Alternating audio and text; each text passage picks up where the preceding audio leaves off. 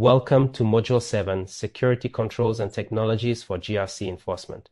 As we continue our GRC journey, we've covered significant ground. We established the importance of governance frameworks in Module 2, explored risk management fundamentals and assessment methodologies in Modules 3 and 4, navigated the complex compliance landscape in Module 5, and learned how to define organizational rules through policies and standards in Module 6. Now we arrive at the practical implementation layer, security controls and technologies. If policies define what needs to be protected and why, and risk assessment identifies where the dangers lie, then controls are the how, the specific mechanisms, tools, and procedures you put in place to actually enforce those policies, mitigate identified risks, and meet compliance requirements. Without effective controls, policies are just documents, and risk management is merely an academic exercise. In this module, you will learn about the different categories of security controls, administrative, technical, and physical, and understand their distinct roles. We will explore a range of key technologies commonly used in modern cybersecurity programs to automate protection, detection, and response, discussing how each supports broader GRC objectives. Crucially, you will also learn about the process of selecting, implementing, and managing these controls effectively, considering factors like risk, compliance, cost, and the specific context of your organization, whether operating in Nigeria or elsewhere. Think of this module as examining the specific tools, techniques, and building materials used to construct the defenses outlined in your cybersecurity blueprints, policies, and risk assessments. Upon successful completion of this module, you should be able to identify and differentiate between the main categories of security controls, administrative, technical, and physical, explain how security controls function to mitigate specific risks, and help achieve compliance with requirements like NDPA, CBN rules, PCI DSS. Describe the purpose and GRC relevance of key security technologies, e.g. IAM, MFA, firewalls, IDPs, encryption, DLP, CM, EDR.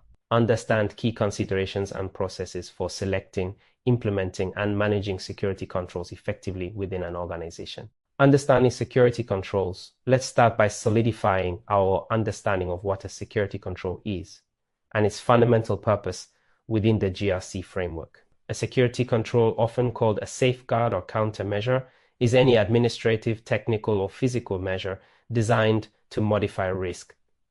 This modification typically involves reducing the likelihood of a threat event occurring, reducing the vulnerability of an asset to a threat, reducing the impact on the organization if a risk materializes, detecting incidents quickly to enable faster response, facilitating recovery after an incident. Purpose of these controls, they serve two primary interconnected functions in GRC. 1. Risk mitigation. Controls are the tangible outputs of the risk treatment process, as discussed in Module 3.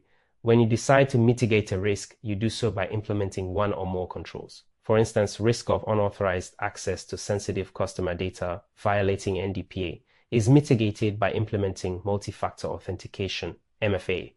2. Compliance enablement. These controls are the specific measures used to meet the requirements set forth in laws, regulations, standards, and internal policies as we learned in Modules 5 and 6. For example, PCI DSS requirement number 1 mandates installing and maintaining a firewall. 2. Control, the implementing and configuring of network firewalls. The result, the firewall control helps satisfy the PCI DSS compliance requirement. Most times, a single control serves both purposes simultaneously. A firewall mitigates the risk of network intrusion and helps meet PCI DSS compliance. This synergy is a key benefit of an integrated GRC approach. Implementing controls based on risk often helps achieve compliance, and implementing controls for compliance often reduces risk. Categories of controls. Security controls are typically categorized into 3 main types based on how they work. Relying on only one type creates significant gaps.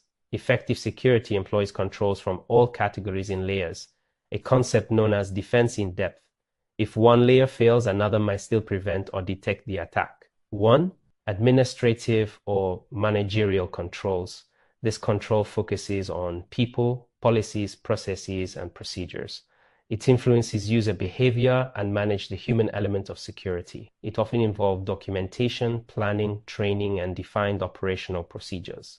Examples include policies, standards, procedures, and guidelines. The documented rules themselves as discussed in Module 6. Security awareness and training, educating employees about threats like phishing prevalent in Nigeria, policies and their security responsibilities. Risk assessment and management process, the GRC processes we've been discussing. Personnel security, background checks for new hires, security considerations during onboarding and termination, incident response planning and testing, having a documented plan and practicing response drills. Business continuity in disaster recovery planning, planning how to maintain operations during disruption, vendor risk management program, processes for assessing supplier security, audits and reviews, processes for checking compliance and control effectiveness. Importance of administrative controls, it sets the foundation, define expectations, and manage processes critical for security operations. They are often less costly to implement initially than complex tech, but require ongoing effort to maintain effectiveness, training, reviews. 2. Technical or logical controls. These are technologies used to protect systems, networks, and data.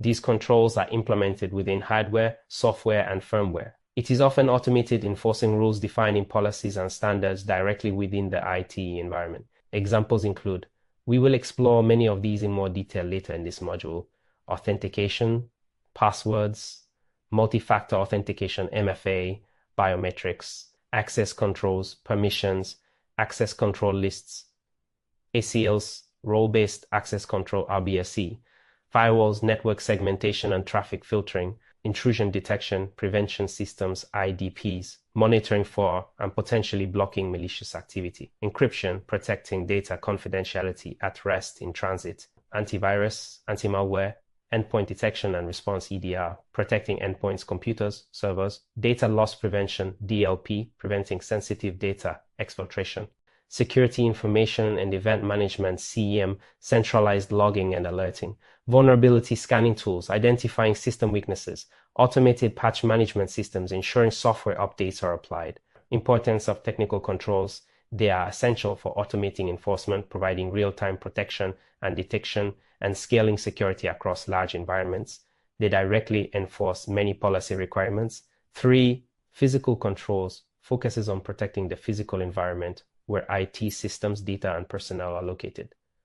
They are tangible security measures designed to deter, detect, delay, and respond to physical threats. Examples: incules, facility security fences, gates, locks on doors, secure windows, access control systems, badges, keycards, biometric physical access readers, man traps, surveillance, CCTV cameras, security guards, patrols, environmental controls, fire detection and suppression systems, e.g. smoke detectors, sprinklers, temperature and humidity, controls, HVAC, uninterruptible power supplies, UPS, backup generators, especially important given potential power instability in Nigeria, secure areas, locked server rooms, data centers with restricted access, device security, laptop locking cables, secure destruction of old hard drives, media. Importance of physical controls: protects against physical theft, damage, or unauthorized physical access to critical systems and data. Even with cloud computing, physical security of data centers, yours or your providers, and office locations remains vital.